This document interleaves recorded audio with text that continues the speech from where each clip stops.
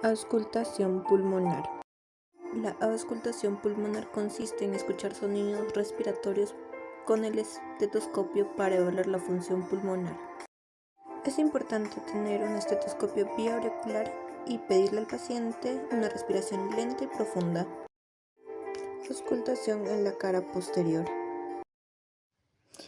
El punto 1 y 2 en el segmento apico posterior y se encuentra entre T1 y T3.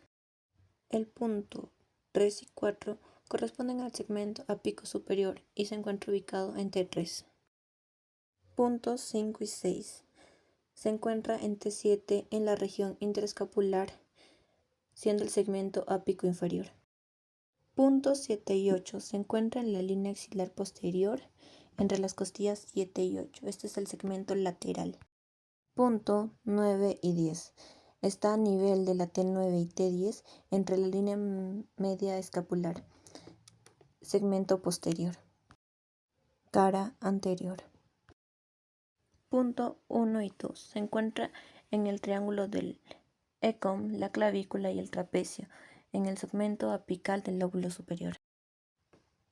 Punto 3 y 4 se encuentra a nivel de la línea media clavicular entre las costillas 2 y 3, en el segmento anterior del lóbulo superior.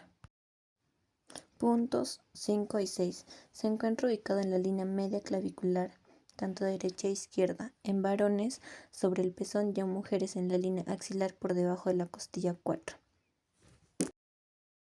Puntos 7 y 8 se encuentra en la línea media clavicular debajo del pecho a nivel de la costilla 6, a nivel del segmento anterior del lóbulo inferior. Punto 9 y 10 está ubicado entre la línea axilar anterior entre las costillas 7 y 8, la cual corresponde a un segmento anterior del lóbulo inferior.